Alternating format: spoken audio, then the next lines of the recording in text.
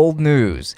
Hardware Unboxed gets bribed by LG. The results will shock you. The 3070 Ti is finally out, but is it really worth your time and money? And we have some alleviations for those GPU issues because MSI saved us with that GT 730 release. And EA hacks. They got your data. All of that and more on the Tech Summit Podcast, episode 55? 53. No way. 54. 54. Yeah, 54. Episode 54. You sure it wasn't 54 last time? No, it was 53 before. Okay, yes. 54. All right. I'm sorry, I lost all my data, so I'm very... But there's one thing I haven't lost, and that's my name. I'm Yes. Francisco. I'm Chris. And if you're watching on YouTube, social media is going to be right down here. And of course, if you are listening on Spotify, Apple Podcasts, or wherever you get your podcasts, all that information will be in the respective descriptions. That's right. And we wanted to give a very special thanks to our patrons. We wanted to give a very special shout out to the tier 2s and the tier 3s in particular. So those are going to be, and I haven't closed that yet. Tier 3s, first and foremost, Saad Al-Wazal, Omar, and Joe Moss. Thank you so much for all of your support. It really does go a very long way. Yes, thank you. Thank you. And for the tier 2s, the $5 tier, that's going to be Armani, Rix Rocks, Dizzy YTT, Maury, C, and Luke. Thank you so much for all of that as well. All of your support really does go a long way, and all of you have been already entered for the Rode NT USB Mini. My fingers. I thought you were taking it. Rode NT USB Mini. This is a fantastic little microphone, and just know that this the results for the giveaway will be announced at the end of June, and yeah, good luck to all of you. We're going to be mentioning this periodically, probably through the podcast, by the way. Maybe. We will. Yeah?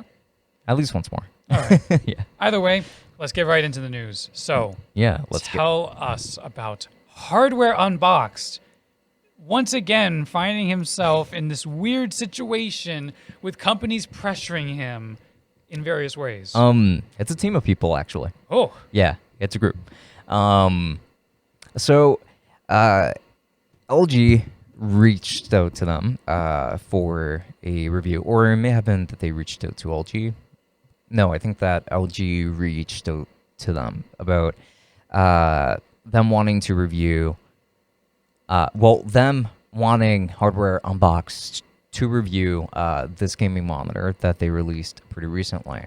However, LG wanted them to review it in a very specific way, and on top of that, LG was offering them a bonus of sorts, or some kind of like commission incentive to, I believe it was to say certain things about the monitor, and also I believe that it was to send them the review before it gets posted, and they also said that it's possible he might have to make some additional, that they might have to make some additional edits on top of that to the video if there's anything that wasn't really favorable to LG. They also said that they cannot compare this new LG monitor to previous LG monitors. They have to compare it to other monitors from other brands in the market at the moment. Why would you not want to compare the new monitor to your older ones to show how much of a difference in performance it is? I wonder the same thing too, and I genuinely don't really have an answer for it. I can't think of why they wouldn't really want that.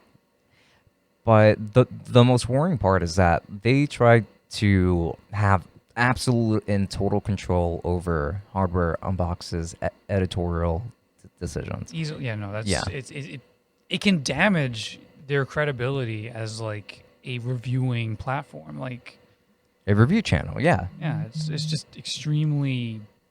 No, I don't like that at all. It's very pervasive. It's extremely damning on LG's part. Yeah, I liked LG's products. I got an LG microwave, and you're gonna tell me that they're bribing people for their products? Yeah. I'm not buying an LG oven when it's time for me to replace my oven. Shame. There you go, LG. Now, they have redacted that decision since... Never mind. You make great ovens, guys. Yeah. Love your ovens. Hit us up. Go on, hit us up. Yeah. So, like that part happened after they were put on blast, of course. Yeah. Like they wouldn't have done so otherwise. So I was wondering that. So Hardware Unboxed came out with this themselves? Yes, they made a video and they talked about it, and I mean, it made rounds. It made LG change their minds in that regard because essentially what they said was, we don't need you to give us these review units that badly, that desperately. If we want to review your products, we can buy them. We're in a position where we can. So, like we would rather have editorial freedom to review things as we want and pay for the review units rather than them being bribed with the review units on top of like extra commission for you guys to have like total control over the review. Because in that case, it's not really an honest review. And they said that they would rather just be able to do things their way without any company having any kind of overhead over how they do it. Right. Like, it's fine for them to offer suggestions on how they can review something, or maybe some things to point out, some features maybe to mention and things like that. But not to control what they say. Even mentioning features, I feel, is like overstepping a line personally. Like, the only thing I feel like a company should do when advising anything when it comes to reviewing their units is, oh, here's how you can do, like do things to make it easier. Like, suggest tips and things to make it easier for the reviewer to do their job, but do not tell them to emphasize certain features. Don't do that. Because if you're saying to emphasize certain features, in the end, you are still ultimately asking for them to do something. I thought you were going to throw it. That's why. Honestly, yeah, I'm doing it. Oh, no. Because I saw who is texting me, and they're a repeat texter. No problem. I'll ask it later. No, don't worry about it. But anyway, so I do fully believe that even just saying, oh, focus on this sort of feature and stuff like that, that is in the end still asking for a positive referral. Because the thing is, they're not going to tell you to like focus on a specific feature if they don't think you're going to say something positive about it. Like, there's still that sort of psychological implication where if LG is saying focus on the refresh rate, they're not going to tell you to do that so you can be like, oh yeah, it's a terrible refresh rate. They could do, this one's better. No, they're telling you that with the psychological implication that you are supposed to say something positive about it. Yeah. Like, there's this sort of mental understanding. So it's like, even doing that, I feel, is overstepping a line when it comes to like journalistic integrity, which is basically what this is. Yeah. Down to. Yes, essentially. And then trying to exercise any kind of control over a review, like something that's supposed to be, like that reviewer is supposed to, just like talk about the product in a way that they would usually do it. If you reach out to a certain reviewer, like let's say Linus Tech Tips, you would expect LTT to review things in the way that LTT always has. Like, you don't expect them to just like be shills and take your money and then say, yeah, okay, no worries, I'll talk about it that way, and then I pocket that. Like, a big thing for a lot of these reviewers is honesty. Yeah. The entire purpose is to be honest. And one of the big like selling points for YouTube specifically, especially back in the old days when it was like single like creators and stuff like that, but like the biggest thing had always been the authenticity and honesty. It's like, yeah, IGN, just use video games. Yeah, IGN might be biased or getting paid off, but I, the individual YouTuber, am not. So listen to me instead. Yeah. And it's the same thing for tech products. Maybe Tech Radar's getting paid off, but Hardware Unboxed isn't. We're the honest guys. We'll tell you like it is. So for like a company like LG to come out and just be like trying to sort of play the game the same way they could with a more typical corporation or even a television studio, which is especially egregious, it's like that's not really acceptable whatsoever. It's like, at that point, it's like, who can you really trust? Yeah. At that point, besides like an Amazon review, which Amazon reviews are always kind of negative. Yeah.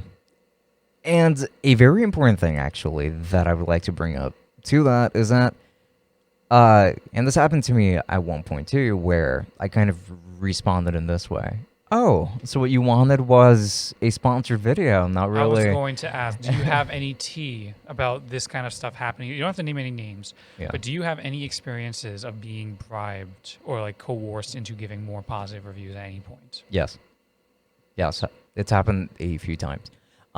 So this time in particular, I made a review, an honest review on said product. Um, and then the brand was like, "Oh, you know, I would have liked if you had redacted these negative comments about it because it doesn't make the brand look all that good and stuff." And I was like, "Oh, so it sounds like what you wanted was actually a sponsored video and or like to sponsor the channel. And if that's what you wanted, then you should have just said so. I could present you with our rates for a sponsorship, and I would gladly take that up. But then again, like that would be a sponsorship. Like that's an advertisement, which is different from a review. Like it is still publicity, exposure, but it's not exactly an A advertisement. review is an actual retrospective on the product, whereas a sponsorship is trying to sell it to you. Yeah. You know, a review can be negative. Yes. Is the important thing. Yeah. A review can be negative. A sponsorship has to be positive. Yes. But this brand in particular was like, "Oh, you know what? It's okay. Like you can you can keep doing what you were doing." I suppose because they didn't want to pay for a sponsorship at the end. They just want the free publicity. Yeah, they just wanted the free publicity. And in exchange for the product, that's never really worth it. It's not worth your journalistic integrity whatsoever. I can imagine. Yeah. So what Hardware Unboxed did was good. And it's especially good that they put LG on blast because they wouldn't have changed this behavior unless they had done so. Same thing with NVIDIA. I was going to say, this isn't even the first time that something that's not completely identical, but like... I mean, NVIDIA wasn't trying to bribe them, but they were saying like, "Hey, you should just like focus on talking about this feature." Right. Yeah. And like still trying to control the way that they talked about these products and things like that, which is not okay by any means. No. Yeah. So I'm very glad that Hardware Unboxed came out and talked about it because this is a pretty big deal. And it seems like it's something that more brands have been getting a little bit too comfortable with doing. Now my question is, okay, so yeah, LG backtracked on this one. And, you know, they're like, okay, we won't do that. Now, do you really think they learned a lesson, or do you think they're just going to try it again in a more coercive way to someone else who's willing to play ball? They could try it again. You know, maybe they could try it again on like a smaller channel who's more desperate for like that kind of stuff. Because Hardware Unboxed has a big following. They don't necessarily need, you know, the bribery or anything like that. But like maybe a smaller channel does. Yeah, they don't need LG's help. It's helpful, but it's not necessary. Like they can handle it on their own, and they mentioned that. A smaller channel, on the other hand, might look at that money and think, yes, this is worth it. Mm-hmm. And it's like they're damaging their long-term, you know, credibility and stuff like that, but it's like money is money for them.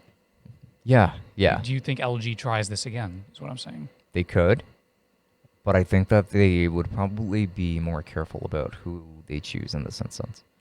Do you think any other companies will be trying this? Absolutely. Absolutely. I wouldn't put it necessarily above any company in particular. Like everybody wants that positive feedback, and as long as somebody is willing to take it, I can see them trying it again. Right. Yeah. Now, with that said, that's pretty much everything that went down with Hardware Unboxed. So do expect some honest reviews from them moving forward. Of course, not that they've ever failed us in that regard. Honestly, shout out to Hardware Unboxed for maintaining that integrity, not giving into these things. Really sorry that you have to keep dealing with this stuff. Yeah. Like, it's NVIDIA now. Excuse me, it was NVIDIA before, LG now. Yeah. And then maybe it's like we love your ovens. MSI later or something. Yeah, which, we'll get speaking to of MSI, yes, we'll talk about them soon. But anyway, on to our next piece of news, which is actually... Yeah, something that MSI does need to work on is the existence of the 30 series graphics cards, which was not exclusive to them. Yeah. But NVIDIA did put out some new 30 cards, correct? Indeed, and this is going to be... Well, we've already talked about the RTX 3080 Ti and how that's actually been something that a lot of people have been looking at. But now, onto the shame corner. So, the RTX 3070 Ti came out not too long ago. And when it comes to performance, well, it is sitting in this pretty awkward spot here because, you know, like how would they price it and make it perform somewhere in between a 3070 and a 3080? The differences in price between the two are $200 at MSRP.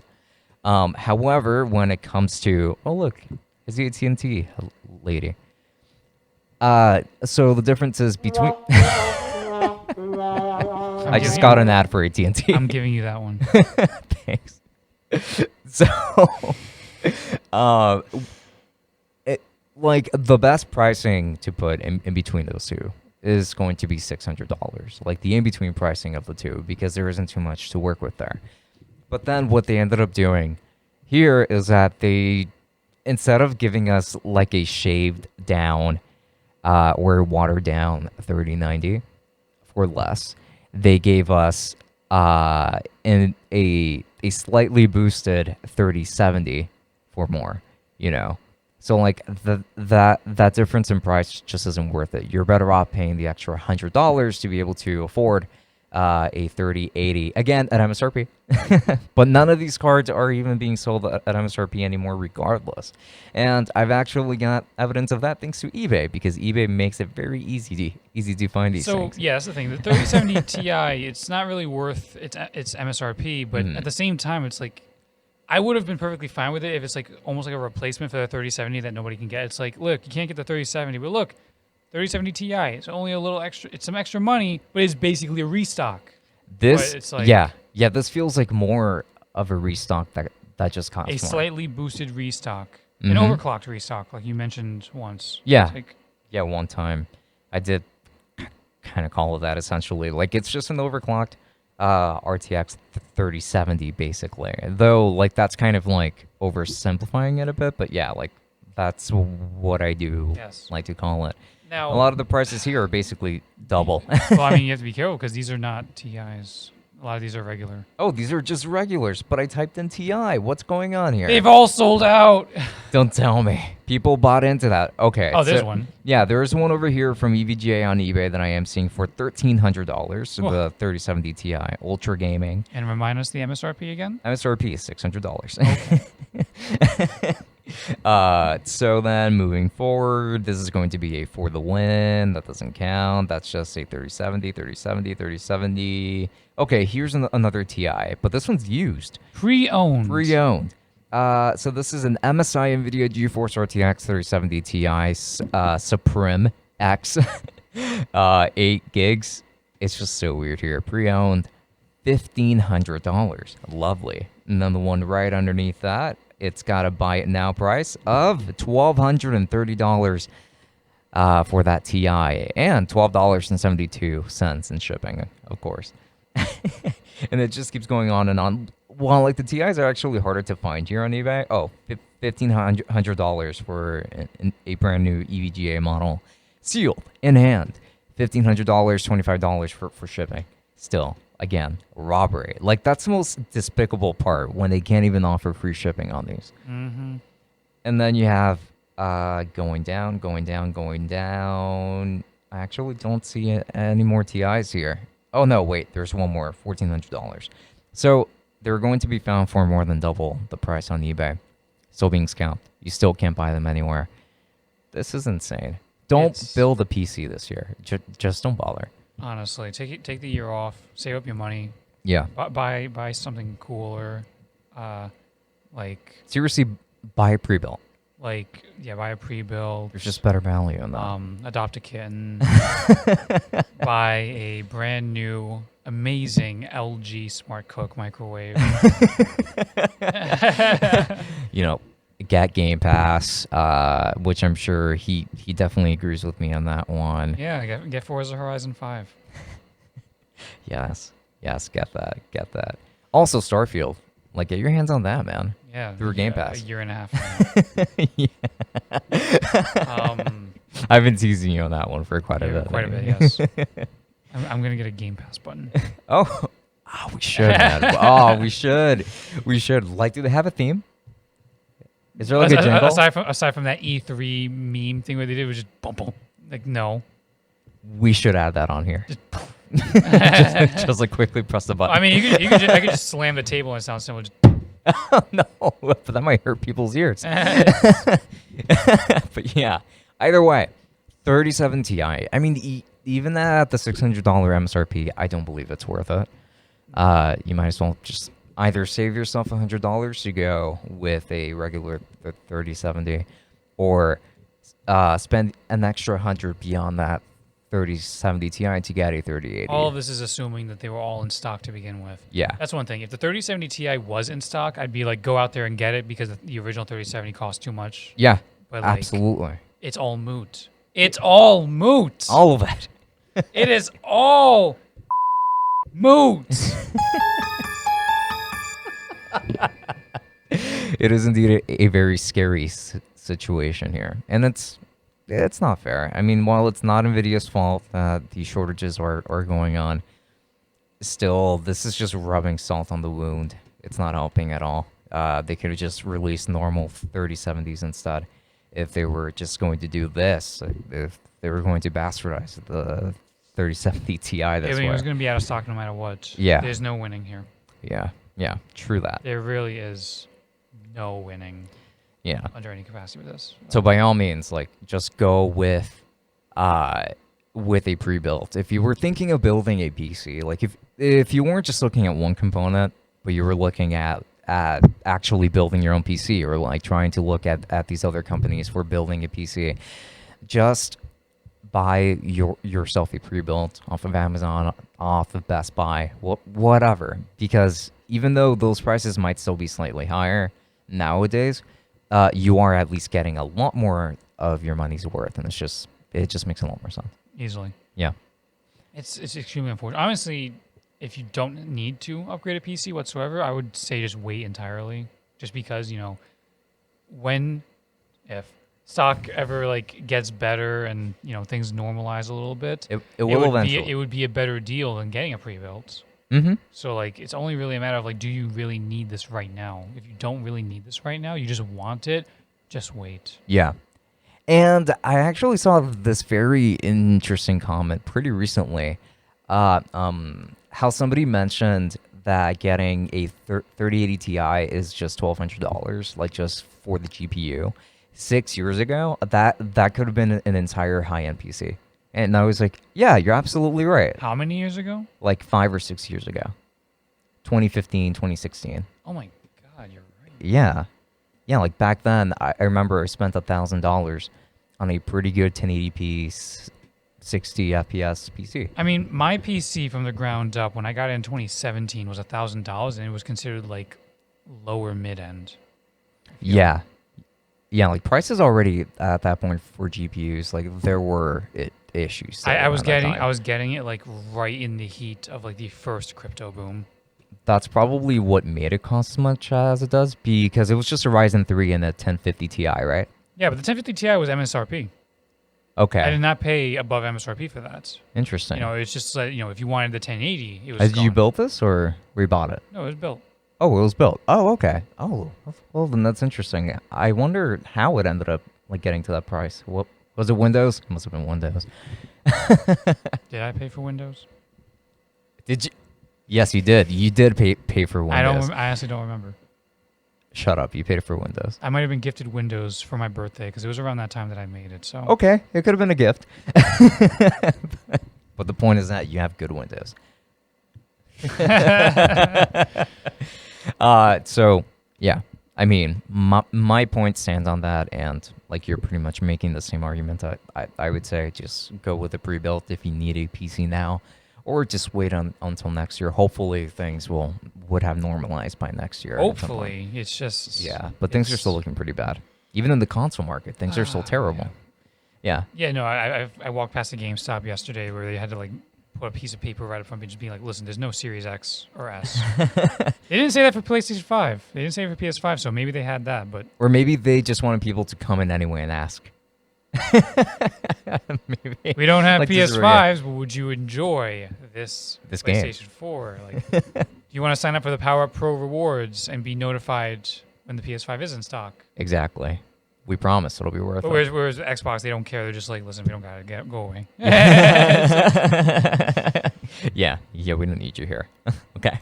Now, with that said, I think this would be the perfect transition to, like, what would be the solution? What would be the solution? Yes. I mean, of course, there's always the solution of just make more cards. Yeah. And it does sound Any as though, card. I would say, like, I'm pretty sure a lot of people out there, they will desperately take any card. It doesn't matter what it is. It doesn't matter where it's from. Even if it's a It could be- GT1010. It could be any card, whatever. They'll take it. And boy, does MSI help us out. Indeed. MSI took a fat one for us, I would say, because they went ahead and re-released a GT730. Oh my goodness. Yes. So actually, let me go ahead and head You're over on to the that. wrong article there. Yeah, wrong article, but here I am. So this article is written by Matthew Humphreys. And the title is Graphics Card Shortages Are So Bad, MSI Launched a New GeForce GT730. We've reached a point now where graphics cards are so hard to find, consumers are more relaxed about which model they end up buying as long as they get one. But there are limits to that, and MSI is really pushing them with its latest graphics card release.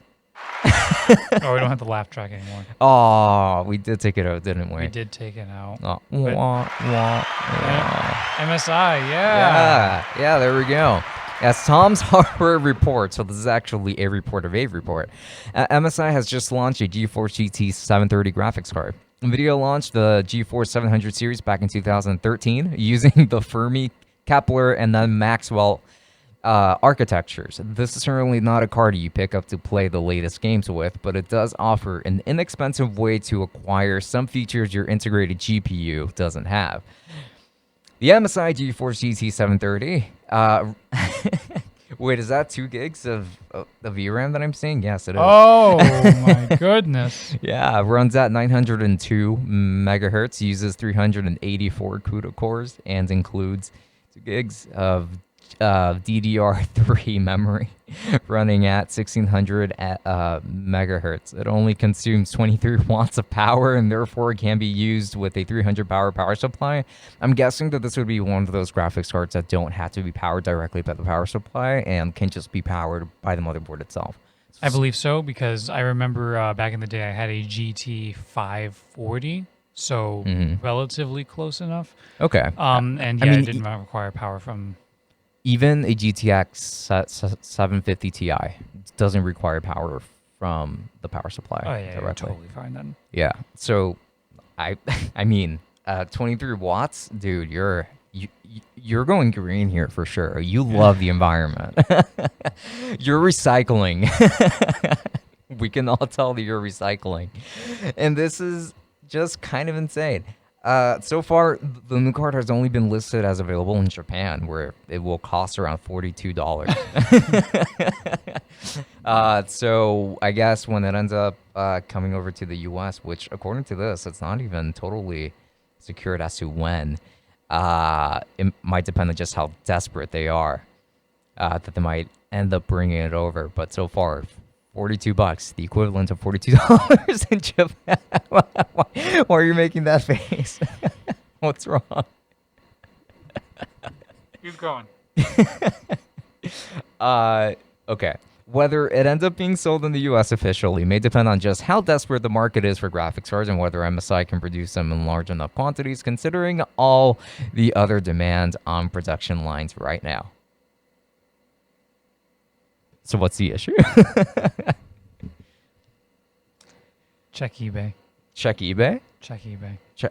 Oh, you checked eBay while I wasn't No, looking? I want you to check eBay. Okay. I want. They say it's only in Japan, but I want to see if If people they're scalping it are already there. scalping it. MSI GT 730. Oh boy, let's go.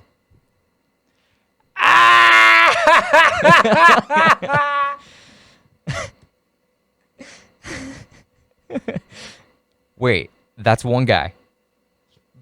That's just one guy. There's another guy that's selling his pre-owned for $25 with $55 shipping.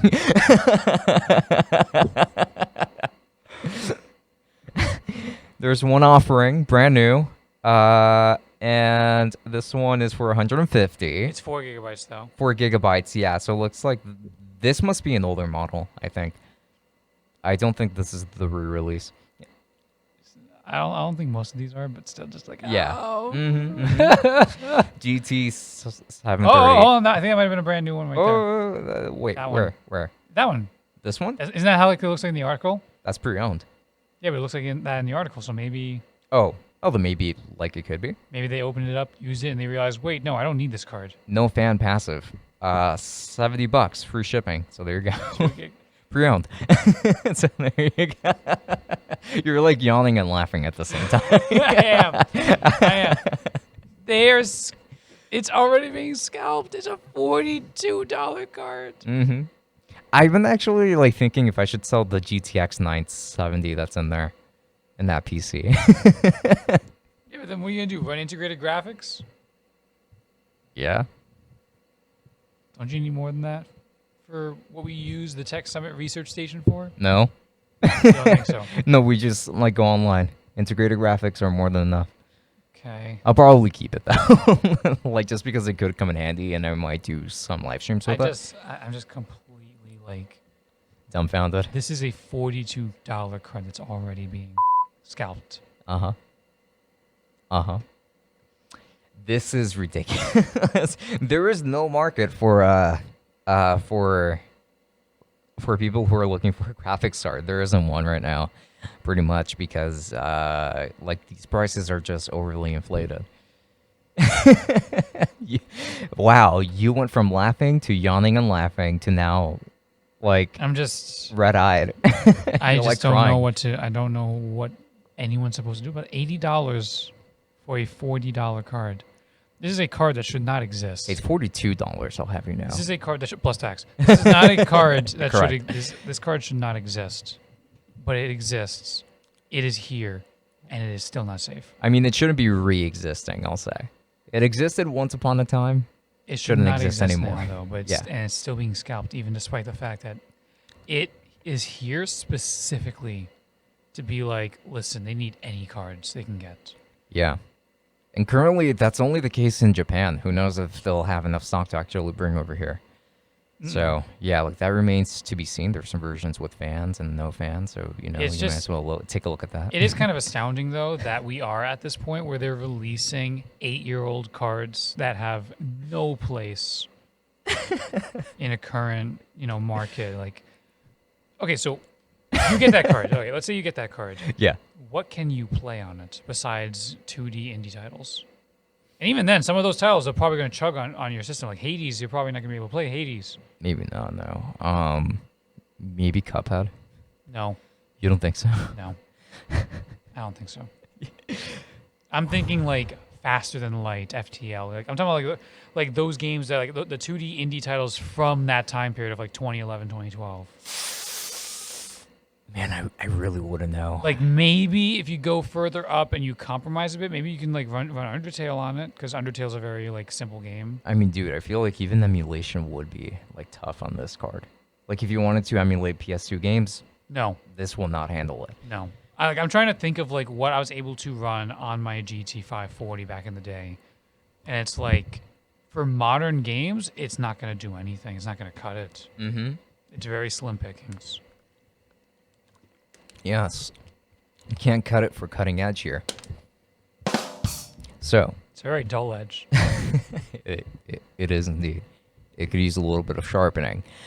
So, in order to sharpen things up for the podcast, of course, we do have yet another piece of news that is pretty... We're going blazing fast here. Indeed, yeah. Like, it's one of the surprising things So it's like one of the things I was thinking about that because it's like game. I actually want to focus on this just a little bit more. Games that you can run on that kind of card. Like, what can you run? That would be tough. Because the first thing that kind of popped to mind for me was like emulation, but you could probably do PlayStation 1 emulation just fine on those. Older games, maybe Prince of Persia, Sands of Time. No. Like I was able Prince to. of I Persia. was able to run it on my 540.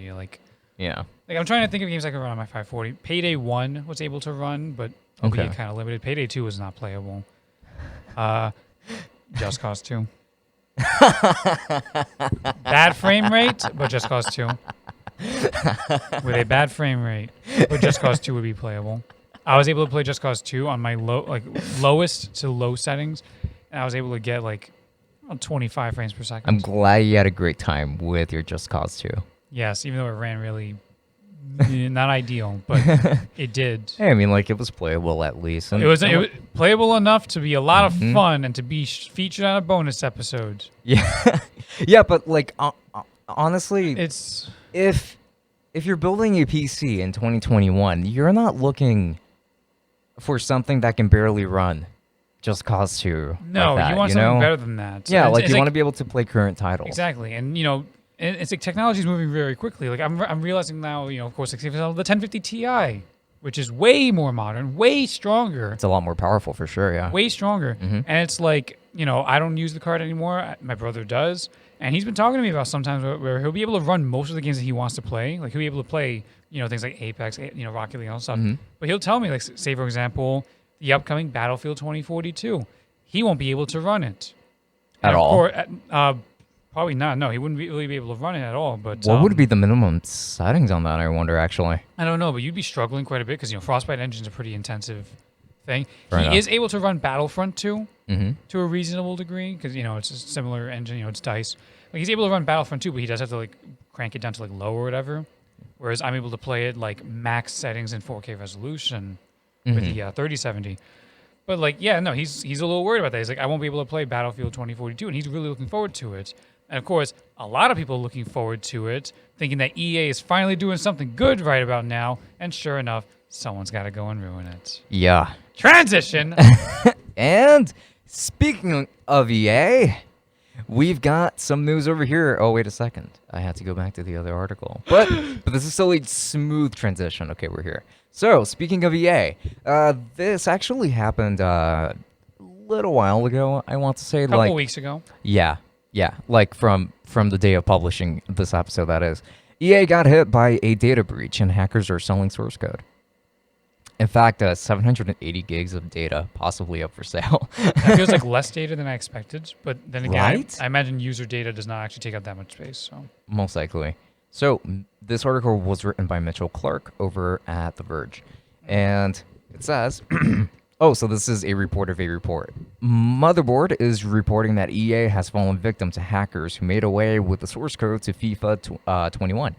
The Frostbite engine, which is behind not only EA soccer/football series, but Battlefield as well, and other game development tools. The hackers are reportedly advertising that the data is for sale on hacking forums, but that they'll only consider offers from big-name members of the hacking community.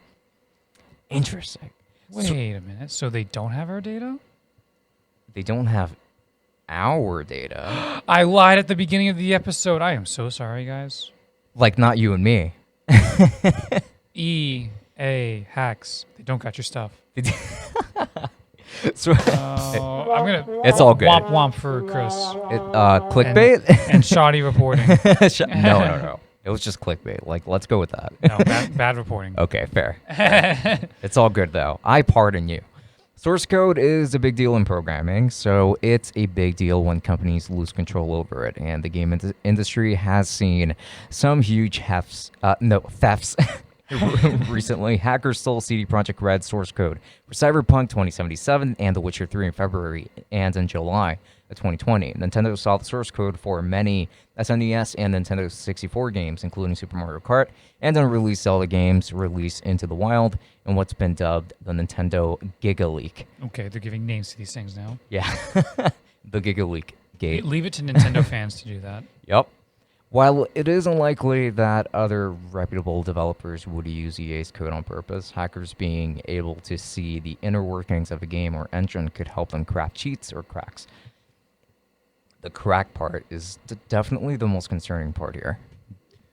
Yeah, like I feel like older Battlefield games are going to be like prone to like notable hacking instances now. Yeah. A lot of hackers going into the games, messing up things, auto aims, clipping people through things. It's like, kind of like older Call of Duty games and what happens to them towards the end of their lifespans. Yeah. I mean, like, it'll make it so that people won't have to hold like a giant cup towards like their screen and like tape their heads on it or anything like that, like to make sure that they get pixel perfect aim. You don't get that reference? No. Oh my goodness. I thought that you of all people would know. No. Okay. I'm going to have Unless I'm forgetting. I'm going to have to show you that like after the fact, I suppose. But yeah, Okay. like people have done some pretty janky stuff to try and get like as good as possible aim in games. And like to try and like deter, I think, like certain issues that regard aiming. And it's like things like having like some kind of object in between you and the screen, like even like a roll of like just like the cardboard piece of like, let's say, paper towels. Like they would just like hold it up onto the screen against their eye in the screen and hoping to get like better aim that way. It's ridiculous. I have to show you some pictures of that, but it's very funny. I feel like a lot of people aren't even going to be doing that just because it's not going to be fun to play the old Battlefield games anymore, and that's a shame because Battlefield 4 cult following, Battlefield 1 some people didn't really care for it, but a lot of people also swear by it. Battlefield 5, I don't know anybody who really likes that one that much. I mean, the graphics are nice. It has ray tracing and deep learning. But it's just a shame that, a lot of these games that still have their servers open for multiplayer are about to get ruined, which we'll get to that in a bit. Sure thing. So actually, I mean, I'll let you get to that. Go ahead. No, we have some more on EA here. EA's got a decent amount of stuff that didn't happen here, FIFA source code. Look at that. Is that a actual selling list here? I think it might be. Okay. Read that. Let's read that. Okay, so like it says here, we sell the FIFA 21 full source code and tools. Debug tools, SDK, and API keys, FIFA 21 matchmaking server, FIFA 22 API keys, and some SDK and debugging tools, Frostbite source code and debug tools, many proprietary EA games frameworks and SDKs, Xbox and Sony private SDK and API key, XBPS and EA, PFX, and CRT with key currently used. You have full capability of exploiting on all EA services. Whoa. Total dump is equivalent to 780 gigs. Wow.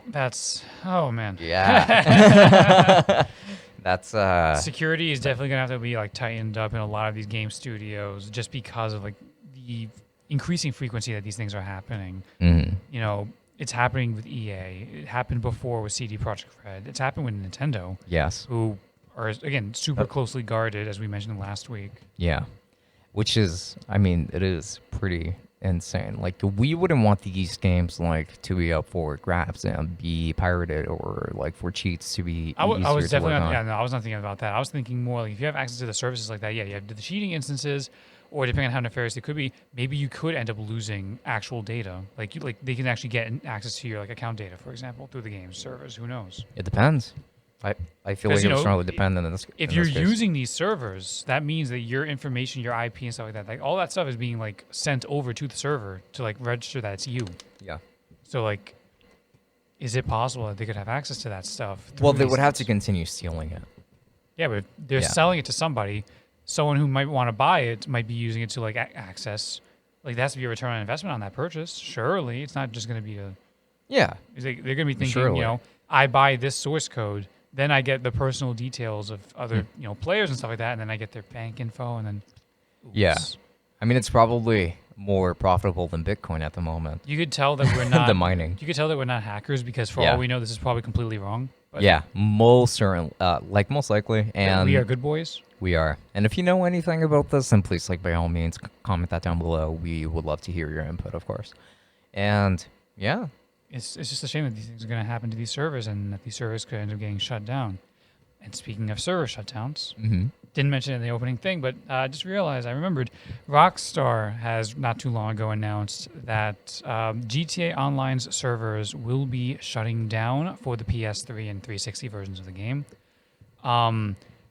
kind of hidden underneath all that news, because obviously that's a big deal, but also hidden underneath that is that Max Payne 3 and LA Noir's servers are also going to be closing for those systems. Wow. So quite a bit of server closures. They're basically saying they're finally bidding adieu to the PS3 and 360 era of their gaming library. I think it's understandable. At first, I was in shock when you told me about that, and then like now I'm like, it makes sense. Like those consoles are very old at this point. I cannot confirm this, but I was told by someone that GTA Online for those systems has not really been updated in like 6 years, maybe. Like it's been a while since they updated, so like they don't have like the latest gadgets in the online mode. They don't have like the jet car pack thing with jiggies. I mean, like they don't have those things or those heists or whatever. So you can say that they've kind of already abandoned it. It's already been abandoned, but people could still play it. Yeah. And now the servers are going to be shut down. You are no longer going to be able to buy shark cards. Right. And that is unfortunate. That makes sense. You know, it would be kind of dumb to buy shark cards for a service that doesn't exist anymore. Yeah. So it's like that's kind of a big deal. And of course, they cite obvious reasons. They want to continue support for the 360 and Xbox One versions, PC, of course. They're gearing up for the enhanced versions of the game for PS5 and Series X. You know, it's like it makes sense to divert those resources to that, especially if Rockstar is totally working on GTA 6 in the background, which even though they didn't talk about it, but they're not going to talk about it because they're not going to show anything unless they're getting ready to release. Like I feel like the only time they would talk about it is if they're like a year or so within release. You think? I feel like it. Like I think Red Dead Redemption was like that. They finally revealed the game and it was supposed to come out within a year, and then they just had to delay it. Oh yeah. I think you're right about that actually. Within a year and a half of announcements, they had the game out already. You know, and GTA 6 is probably still a couple of years away, so they're gonna wait. Yeah. Like I can fully believe that GTA Online coming to PS5 and Series X is because it's to like tide people over until. Now let's hope that it is worth the wait. Of course, like so many people love 5. It might be a little tough to top that. I mean, people said that about 4, and then they topped it. I guess they did. I feel like if there is any studio that has earned like almost full guaranteed confidence at this point, it is Rockstar. CD Projekt Red used to be on that list. CD Projekt Red was on that list, but they only actually had the one game. Let's be real here. Yeah. Like it was interesting to see Reddit like go from like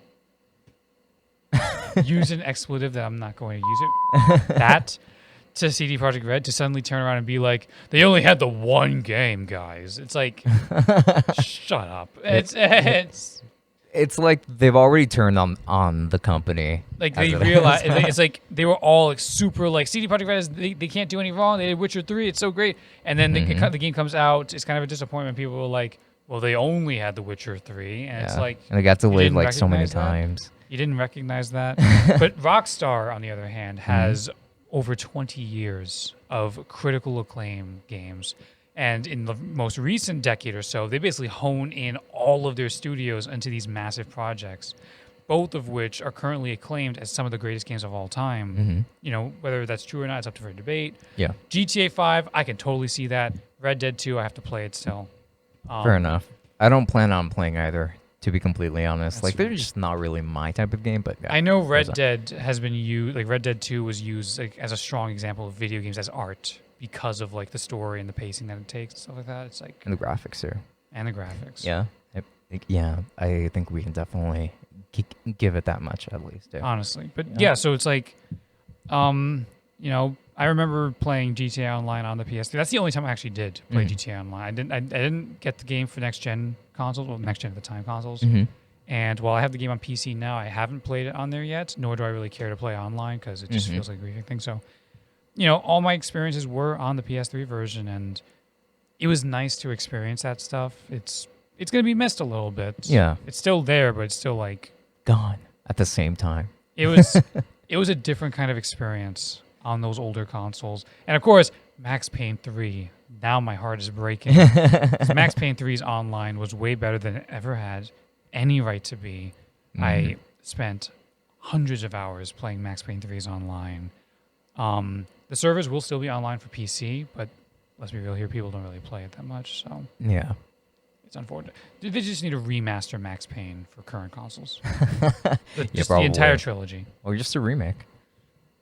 Remake 1 and 2, and then like remaster 3. I don't think you need to remake 3. Oh, well, okay. I don't think so. Well, fair enough on that end. But, if you're going to remake 1 and 2, I think you might. Yeah, but 1 and 2 are way older.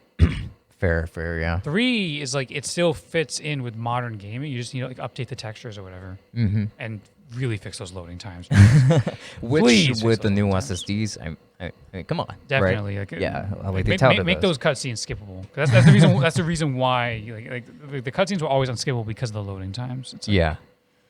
Okay. Yeah, it's got it. I almost hit the wrong button there. Yeah. got a bit. Yeah. It's ending this on a unfortunate. bit of a somber note. It is. But it's okay. We had This to was say a- goodbye at some point. This was a negative episode overall. It's just a lot of like It really graphics was. cards, It was mostly complaining. hackings, graphics cards, servers being shut down, Scalping. and hardware unboxed, Yeah. getting challenged again. I know.